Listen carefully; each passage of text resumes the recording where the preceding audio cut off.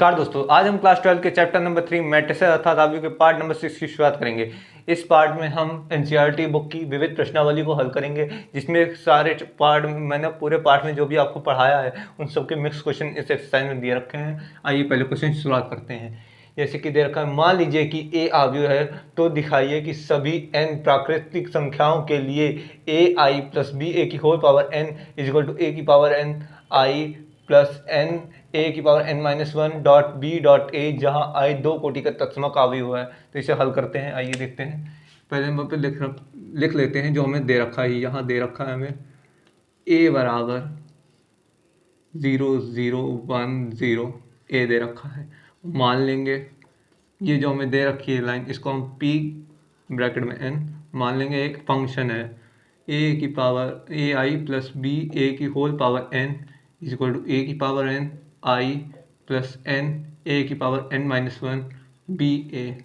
अब हम इसको गणितीय आगमन सिद्धांत द्वारा सिद्ध करेंगे, जो कि आपने 11वीं क्लास में पढ़ रखा है। n बराबर 1 के लिए चेक करेंगे पहले सत्य है कि नहीं। n बराबर 1 के लिए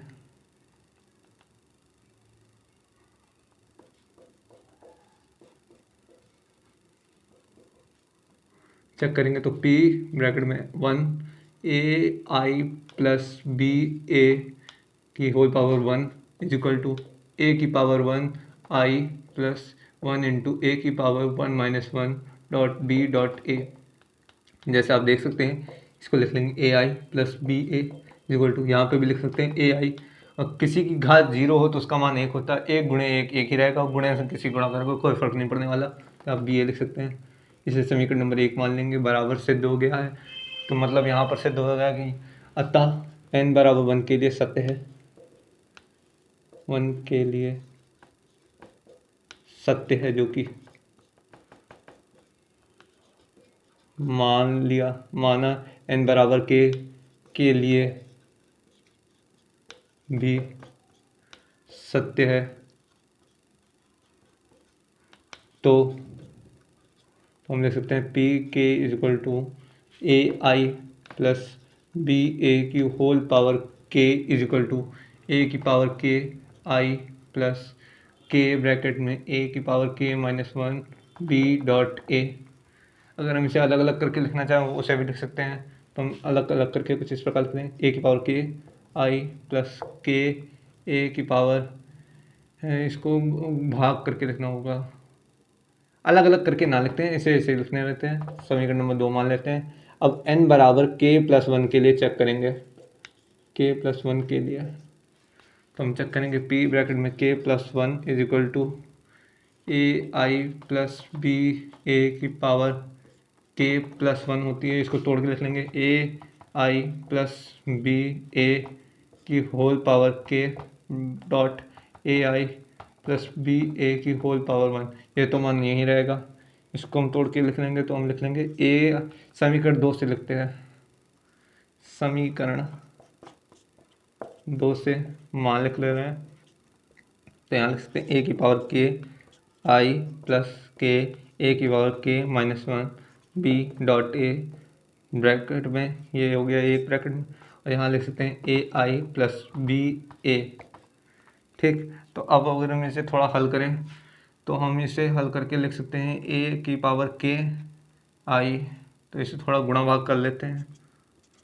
गुणा करेंगे तो ए की पावर के प्लस 1 और आई स्क्वायर हो जाएगी, क्योंकि इसकी गुणा इधर करेंगे तो एक घात है जुड़ आएगी और आई का स्क्वायर हो जाएगा।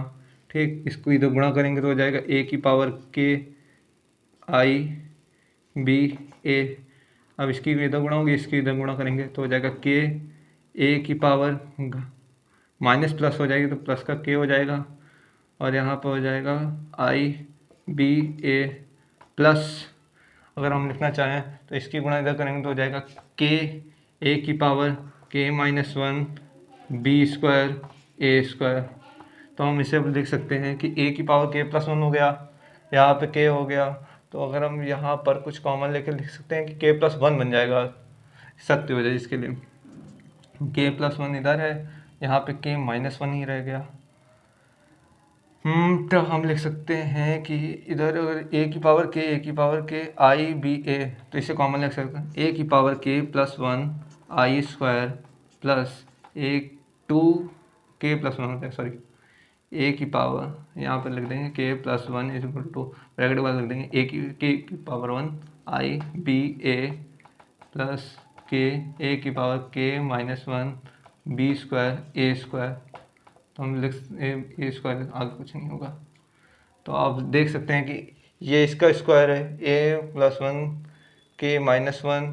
तो अगर हम देखें तो हमें कैसे सिद्ध करेंगे कि k+1 के लिए सिद्ध है। हम a⁻k.i आई और ए का मान रख लेंगे तो कैसे सिद्ध होगा। ए स्क्वायर, हाँ ए स्क्वायर का मान हम निकाल लेते पहले। ए स्क्वायर का मान निकालेंगे तो हो जाएगा 0 0 1 0.0010। इसकी गुणा इधर कराएंगे तो हो जाएगा 0+0। इसकी गुणा इधर कराएंगे तो भी हो जाएगा 0+0। इसकी गुणा इधर कराएंगे 0+0। इसकी गुणा इधर कराएंगे 0+0। तो ये एक जीरो मैट्रिक्स बन गया। तो यहाँ पर ए स्क्वायर की अगर 0 लिख लेंगे तो ये पूरा पद 0 हो जाएगा। और यहाँ और कहीं ए स्क्वायर है नहीं, तो हमें प्राप्त होगा आई स्क्वायर का मान निकाल लेते हैं। आई स्क्वायर का मान निकालेंगे तो हमें प्राप्त होगा 1 0 0 1। 2/2 का है और इधर भी वही 1 0 0 1। इसकी गुणा इधर करेंगे तो हो जाएगा हमारे पास 1+0। इसकी गुणा इधर करेंगे तो हो जाएगा 0+0। इसकी गुणा इधर करेंगे तो हो जाएगा 0+0। इसकी गुणा इधर करेंगे 0+1। तो आप देख सकते हैं कि ये भी आइडेंटिटी मैट्रिक्स ही बन गया। तो ये आइडेंटिटी मैट्रिक्स ही रहेगा, इस पर तो कोई फ़र्क पड़ना नहीं। आई स्क्वायर को तो आई भी लिख सकते हैं, a⁻k+1 आई प्लस k+1 ब्रैकेट के अंदर a⁻k आई बी ए प्लस ये 0 हो जाएगा। अब अगर हम देखना चाहें तो a की पावर कैसे सिद्ध करना, तो a⁻k+1 n हो गया, n k+1 की होल पावर k+1। तो अगर हम लिख सकते हैं तो +1 -1 कट जाएगा और बी ए लिख लिया। ये आई अगर यहाँ से हट जाए तो आइडेंटिटी मैट्रिक्स की गुणा कर दें पर कोई फ़र्क पड़ेगा। आइडेंटिटी मैट्रिक्स 1 होता है तो हम लिख सकते हैं इसे, इधर मैं लिख के दिखा दे रहा हूँ। आइडेंटिटी मैट्रिक्स की कहीं भी गुणा करने पर कोई फ़र्क नहीं पड़ेगा। तो यह हो जाएगा आपका a⁻k+1 आई प्लस ब्रैकेट में k+1 वह a⁻k+1 -1 बी ए, जो कि आपका सिद्ध हो गया। अतः k+1 के लिए भी सत्य है। तो थोड़ा मिटा दूँ, जगह बहुत भर गई है।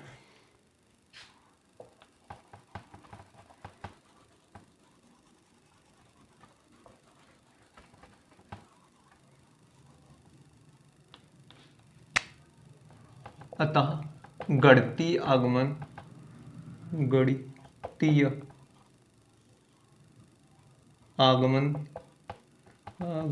सिद्धांत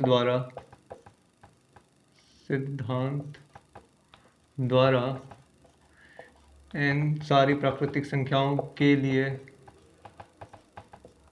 फंक्शन Pn का मान सत्य है। तो अतः ये सत्य सिद्ध करना तो जो सिद्ध हो गया। आइए अब अगले क्वेश्चन की ओर बढ़ते हैं। ये दोस्तों क्वेश्चन नंबर 2 को देखते हैं। क्वेश्चन नंबर 2 में कहा गया है यदि आव्यूह a बराबर a दे रखा है तो सिद्ध कीजिए कि a⁻n का मान ये दे रखा है, सभी n मतलब प्राकृतिक संख्याएं हैं, सभी प्राकृतिक संख्याओं के लिए सत्य है कि नहीं। इसे भी गणितीय आगमन सिद्धांत द्वारा सिद्ध करेंगे। आइए सिद्ध करते हैं। सोल्यूशन, जैसे कि ये दे रखा है a⁻n, तो माना n बराबर 1 के लिए, माना क्या सीधे क्या n बराबर 1 के लिए चेक करते हैं। n बराबर 1 के लिए चेक कर रहे हैं तो a की पावर हो जाएगी 1 बराबर 3 की पावर 1 - 1, 3 की पावर 1 - 1, 3 की पावर 1 - 1, 3 की पावर 1 - 1, 3 की पावर 1 - 1, 3 की पावर 1 - 1, 3 की पावर 1 - 1, 3 की पावर 1 - 1 और 3 की पावर 1 - 1। अब जैसे कि आप देख सकते हैं 1 - 1 0 होता है। अब किसी भी एक चर की अचर जो होता है, अचर की घात 0 हो या चर की घात 0 हो तो उसका मान हमेशा 1 लेते हैं। तो आप देख ही सकते हैं कि घात यहाँ 0 होने के कारण सबका मान 1 हो गया।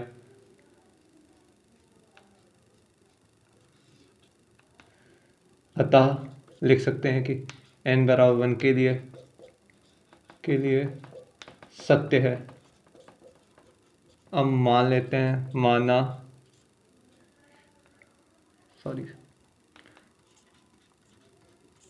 n बराबर k के लिए भी सत्य है। ये शब्द बड़ा उधर फेर कर देगा, माना जो लिखिएगा n बराबर के लिए भी सत्य है। तो हम लिख सकते हैं a की पावर k बराबर 3 की पावर k - 1, 3 की पावर k, थोड़ा बड़ा लिखता हूँ समझ में आए, 3 की पावर k - 1, 3 की पावर k - 1, 3 की पावर k - 1, यहाँ लिख सकते हैं 3 की पावर k - 1, 3 की पावर k - 1, 3 की पावर k - 1, 3 की पावर k - 1, 3 की पावर k - 1, 3 की पावर k - 1, ये आप लिख सकते हैं। इसे समीकरण नंबर 1 मान लेते हैं। अब हम मान चेक करेंगे तो n बराबर 1 k + 1 के लिए चेक करते हैं। तो हम लिख सकते हैं a की power k + 1 equal to, simply लिख सकते हैं a की पावर k गुणा a की पावर 1। अब a की पावर k और a की पावर 1 का मान रख देते हैं। समीकरण, इसे 1 मान लेते हैं और इसे 2 मान लेते हैं। समीकरण 1 हुआ 2 से।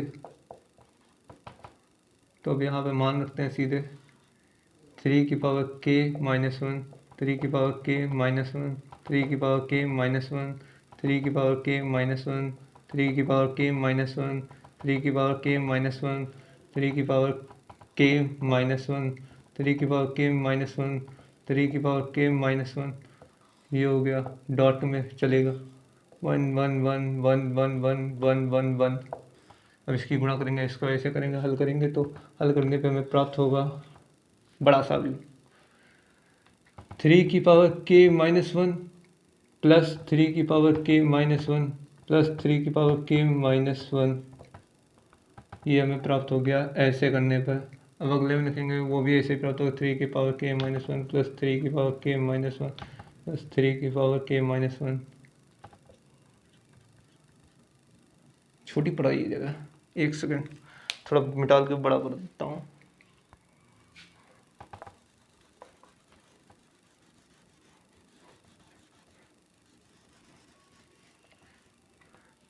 इसे छोटा सा समीकरण नंबर 2 मान लेता हूँ। इतनी जगह निकाल ही ले रहा हूँ और ये,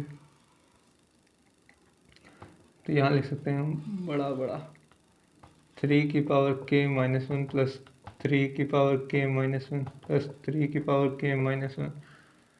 थोड़ा बड़ा ज़्यादा ही लिख रहा हूँ मैं आज, पता नहीं क्यों। k - 1 प्लस 3 की पावर k - 1 प्लस 3 की पावर k - 1, यहाँ भी लिख सकते हैं 3 की पावर k - 1 प्लस 3 की पावर k - 1 प्लस 3 की पावर k - 1। अगर इसको कॉमन ले लेंगे तो 3 आ जाएगा। तुम सीधे अगर मैं लिखना चाहूँ इसके आगे, आप समझ ही गए होंगे। अब मैं यहाँ पर लिख ले रहा हूँ कॉमन लेके, रहेगा 3 की पावर k - 1 ब्रैकेट में 3, यहाँ भी लग जाएगा 3 की पावर k - 1 ब्रैकेट में 3, यहाँ भी हो जाएगा 3 की पावर k - 1 ब्रैकेट में 3, यहाँ पे हो जाएगा 3 की पावर k - 1 ब्रैकेट में 3, यहाँ भी हो जाएगा 3 की पावर k - 1 ब्रैकेट में 3, यहाँ भी हो जाएगा 3 की पावर k - 1 ब्रैकेट में 3, यहाँ पे भी हो जाएगा 3 की पावर k - 1 ब्रैकेट में 3, यहाँ हो जाएगा 3 की पावर k - 1 ब्रैकेट में 3, ब्रैकेट हटा दें, 3 की पावर k - 1 ब्रैकेट में 3। तो ये हो गया।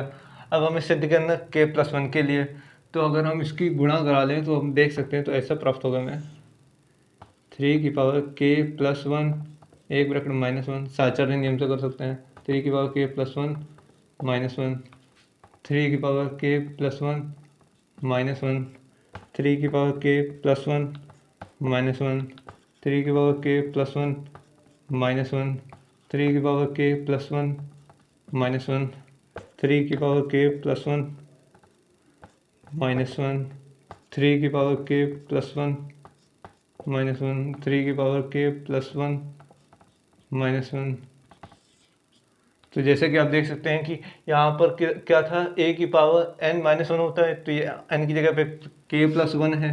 तो जैसे कि आप देख सकते हैं, तो यहाँ पे भी अतः k प्लस 1 के लिए भी सत्य है। तो n के सभी प्राकृतिक मानों के लिए, ऐसे नहीं लिखते हैं, इसे थोड़ा अच्छी भाषा में लिखते हैं, अतः गणितीय आगमन सिद्धांत द्वारा, गणितीय आगमन सिद्धांत द्वारा n के सभी प्राकृतिक मानों के लिए यह समीकरण सत्य है। यही हमें सिद्ध करना था, ये सिद्ध हो गया। अब अगले क्वेश्चन की ओर बढ़ते हैं दोस्तों। अगले क्वेश्चन की ओर बढ़ते हैं। क्वेश्चन नंबर 3, यदि a बराबर आव्यूह दे रखा है तो सिद्ध कीजिए कि a की पावर n के लिए यह आव्यूह है, सही है, सत्य है, मतलब जहाँ n एक धन पूर्णांक है। तो पहले ये आव्यूह लेके चलेंगे, इससे हम सिद्ध करेंगे गणितीय आगमन सिद्धांत की सहायता से। सॉल्यूशन डालेंगे a की पावर n नहीं, n बराबर 1 के लिए पहले चेक करेंगे।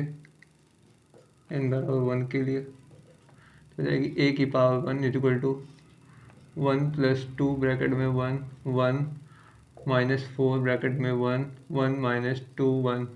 इसे चेक करने पे हमें प्राप्त होगा a बराबर 1 प्लस 2 3 होगा, 1 रहेगा, माइनस का 4 हो जाएगा और माइनस का 1 आएगा यहाँ पे, जो कि सत्य है, जो कि सत्य है। अतः n बराबर 1 के लिए सिद्ध हो गया। माना n बराबर k के लिए भी सिद्ध है, माना n बराबर k के लिए भी सत्य है। सत्य मानते हैं इसे, तो हम लिख सकते हैं a की power k is equal to 1 plus 2 k, यहाँ पे लिख सकते हैं k -4 k, और यहाँ लिख सकते हैं 1 -2 k। इसे समीकरण मान लेंगे 1, इसे मान लेंगे समीकरण नंबर 2। अब इसे हल करेंगे, अब n बराबर k प्लस 1 के लिए चेक करेंगे। k प्लस 1 के लिए a की पावर हो जाएगी k प्लस 1, इसे तोड़ के लिख सकते हैं a की पावर k डॉट a की पावर 1। तो इसे लिख सकते हैं हम 1 प्लस 2 k माइनस का 4 k और 1 -2 k डॉट 3 1 -4 -1। अब इसकी गुणा कराएंगे, पंक्तियों को उठाएंगे, स्तंभ से बढ़ाएंगे, तो गुणा कराने पे हमें प्राप्त होगा 3 से गुणा करेंगे तो 3 + 6 k, और यहाँ पर हो जाएगा माइनस का 4 k,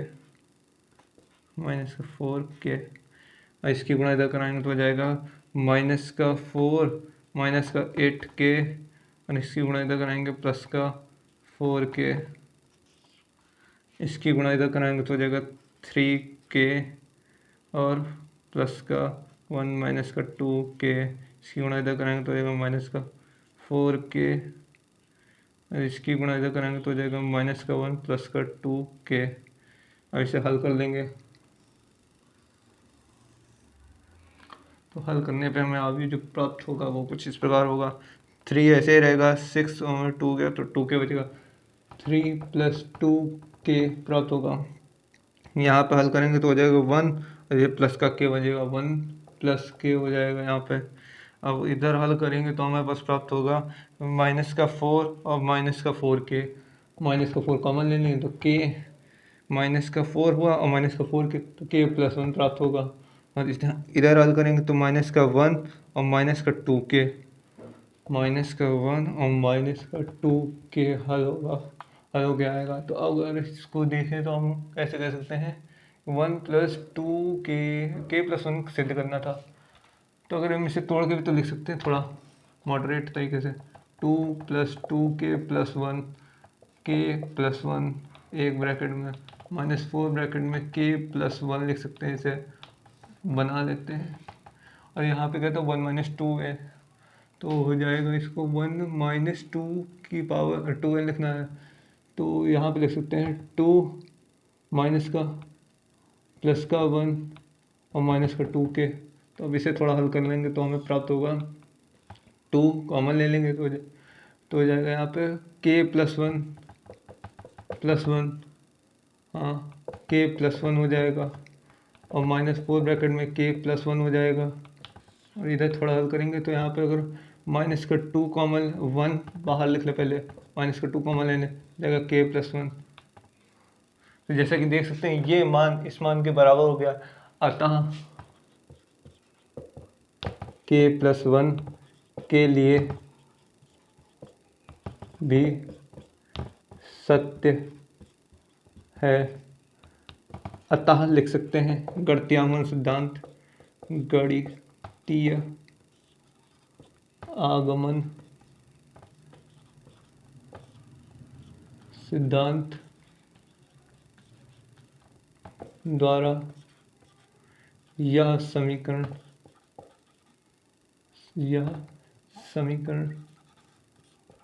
सत्य है,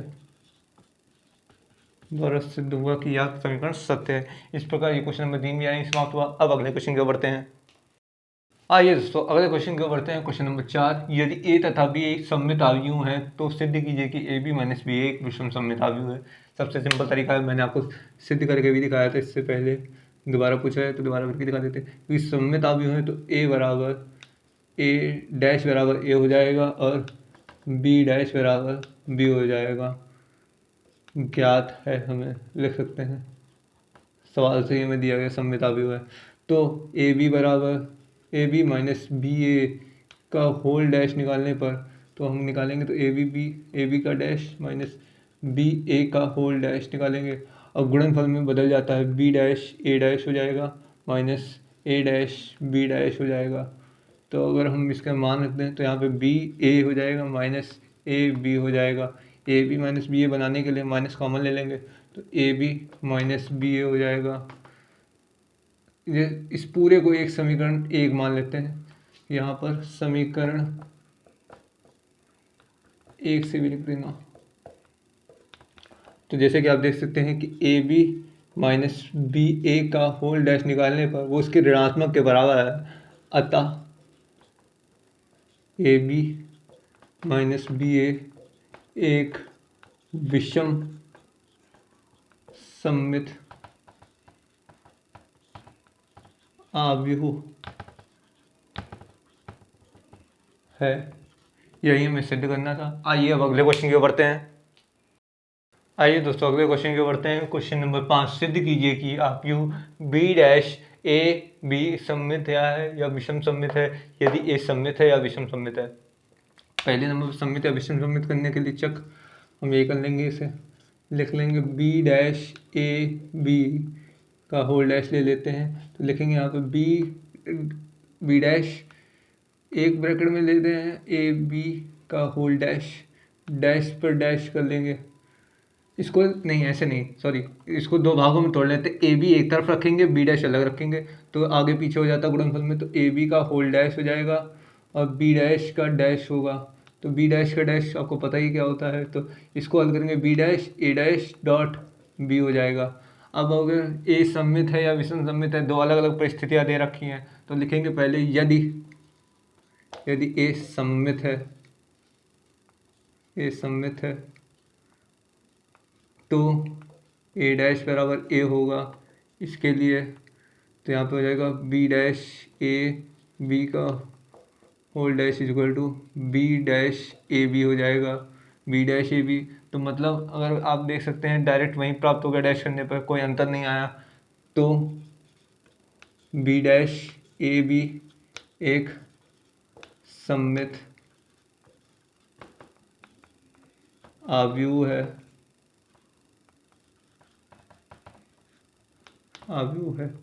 यदि A विषम सममित आव्यूह है तो ए डैश बराबर हो जाएगा माइनस का ए। इसके लिए मान रख के देख लेना है, यहाँ पर ए डैश है तो बी डैश ए बी का whole dash is equal to minus का बी डैश ए बी हो जाएगा। अतः बी डैश ए बी एक विषम सममित आव्यूह है। तो जैसा आप देख सकते हैं कि ये मतलब बी डैश ए बी जो एक आव्यूह है ये सममित है या विषम सममित है, ये ए के सममित या विषम सममित होने पर निर्भर करता है। अगर ए सममित है तो ये भी सममित होगा, अगर ए विषम सममित है तो ये भी विषम सममित होगा। तो यहीं पे ये क्वेश्चन समाप्त होता है। अगले क्वेश्चन की ओर बढ़ते हैं। आइए दोस्तों अगले क्वेश्चन की ओर बढ़ते हैं। क्वेश्चन नंबर 6 जिसमें दे रखा है कि एक्स वाई जेड के मानों को ज्ञात कीजिए यदि आव्यूह ये दे रखा है। समीकरण इस समीकरण को संतुष्ट करता है, मान लेते संतुष्ट करता है। ये ए का मान है, ये ए डैश का मान निकाल रखा है मैंने। आइए इसे हल करते हैं। ए डैश डॉट ए का मान निकालने पर हमें प्राप्त होगा, इसकी गुणा इधर कराएंगे तो x square plus x square होगा, जीरो को लिखने की जरूरत नहीं है। इसकी गुणा इधर कराई, अब इसकी गुणा इधर कराएंगे तो हमें प्राप्त होगा ज़ीरो, तो कोई फ़ायदा नहीं। तो यहाँ पे प्राप्त होगा एक्स वाई माइनस का एक्स वाई प्राप्त होगा। इसकी गुणा इधर कराएंगे, ज़ीरो से कोई मतलब नहीं है। z माइनस का एक्स जेड प्लस का एक्स जेड प्राप्त होगा। अब अगर इसकी गुणा इधर कराएंगे तो यहाँ पे ज़ीरो हो जाएगा, कोई फ़ायदा नहीं लिखा। एक्स वाई और माइनस का एक्स वाई प्राप्त होगा। इसकी गुणा इधर कराएंगे तो हो जाएगा 4y स्क्वायर प्लस का वाई स्क्वायर हो जाएगा। इसकी गुणा इधर कराएंगे तो हो जाएगा 2y z माइनस, इसकी गुणा करेंगे माइनस का वाई जेड और यहाँ पे फिर से माइनस का वाई जेड प्राप्त होगा। इसको थोड़ा बड़ा कर देता हूँ। माइनस का वाई जेड प्राप्त होगा, यहाँ पे एक्स जेड है। अब अगर इसकी गुणा इधर कराएंगे तो जीरो का जीरो रहेगा, माइनस का एक्स वाई होगा, एक्स जेड होगा प्लस का एक्स जेड होगा। इसकी गुणा इधर कराएंगे तो हो जाएगा 2y z और माइनस का वाई जेड होगा, और इसकी गुणा इधर कराएंगे तो हो जाएगा जेड स्क्वायर और प्लस जेड स्क्वायर। जैसा कि आप देख सकते हैं कि इसमें दे रखा है कि बराबर आई के है, तो मतलब आइडेंटिटी मैट्रिक्स सीधा लिख लेते हैं पहले से ही। 1 0 0 0 1 0 0 0 1, ये हमारी आइडेंटिटी मैट्रिक्स हो गई।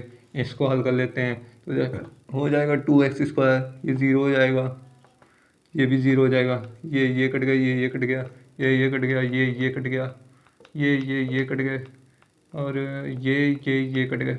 यहाँ पे हो जाएगा ज़ीरो, यहाँ पे हो जाएगा 6y स्क्वायर 0 0 0, यहाँ पे हो जाएगा 3z स्क्वायर। अब इसकी तुलना करने पर कर लेंगे तो हो जाएगा 2x स्क्वायर इक्वल टू 1, तो एक्स स्क्वायर इक्वल टू हो जाएगा 1/2। एक्स का मान आएगा +-1/√2, एक्स का मान आ गया तो हो जाएगा 6y स्क्वायर इक्वल टू 1, तो वाई स्क्वायर का मान होगा 1/6, तो वाई का मान आएगा, तो y का मान प्राप्त होगा +-1/√6। 3z स्क्वायर इक्वल टू 1, तो z स्क्वायर बराबर आएगा 1/3, z बराबर आएगा +-1/√3। तो x y z के तीनों मान प्राप्त हो गए। आइए अगले क्वेश्चन की ओर बढ़ते हैं। आइए दोस्तों आज का लास्ट क्वेश्चन देखते हैं। क्वेश्चन नंबर 7, x के किस मान के लिए ये समीकरण सत्य है। तो इसे हल करके देखते हैं। पहले नंबर पे इन दोनों को हल करेंगे, फिर इसको हल करके देखेंगे। तो ये 1/3 का है और ये 3/3 का है, तो हमारा आगे प्राप्त होगा 1/3 का, 1/3 3/3, हाँ 1/3 का प्राप्त होगा। इसकी गुणा ऐसे करूँगा तो हमें प्राप्त होगा 1 + 4 + 1, ठीक। इसकी गुणा इधर करूँगा तो हो जाएगा 1 + 0, नहीं सॉरी यहाँ 2 + 0 + 0। इसकी गुणा इधर करूँगा तो हो जाएगा 0 + 2 + 2, और इधर प्राप्त होगा 0 2 x। इसको ऐसे ही लिखा रहने दे रहे हैं, इसको जीरो मैट्रिक्स लगते हैं 0 0 0। ये 1/3 का है, ये 3/1 का है, तो 1/1 का ही होगा। ये जीरो मैट्रिक्स लिखा रहने देता हूँ मैं सीधे जो आखिर में प्राप्त होगा वो देखा जाएगा, उस हिसाब से बनाएंगे। तो इसको हल करने पे हमें प्राप्त होगा, तो थोड़ा नीचे करता, तो हमें प्राप्त होगा 4 + 2 6 हो जाएगा, 2 हो जाएगा और यहाँ पे 4 हो जाएगा, 6 2 4, ये 0 2 x = 0। इसको हल करेंगे तो 3/, ये 1/3 का है और ये 3/1 का है, तो 1/1 का प्राप्त होगा। इसको सीधा हल करेंगे तो 0 हो जाएगा, +4 हो जाएगा, +4x हो जाएगा = 0। तो अगर लिख सकते हैं हम इसे 4 कॉमन लेके, x + 1 = 0 हो जाएगा, और 4 को बटे में भेज देंगे तो कोई फ़र्क नहीं पड़ेगा। तो x + 1 = 0 और x बराबर हो जाएगा -1, अतः x का मान 1 होगा। इसी प्रकार ये क्वेश्चन यहीं पे समाप्त होता है। अभी ये एक्सरसाइज पूरी खत्म नहीं हुई है, कल मैं इस वीडियो को आपको इस एक्सरसाइज के अगले पोर्शन को कल इस वीडियो में समझाऊंगा। कल वाले वीडियो में उसमें आपको ये 7 क्वेश्चन आज हल हो गए, उसमें अगले 8 क्वेश्चन हल करके दिखाऊंगा। तब तक के लिए नमस्कार।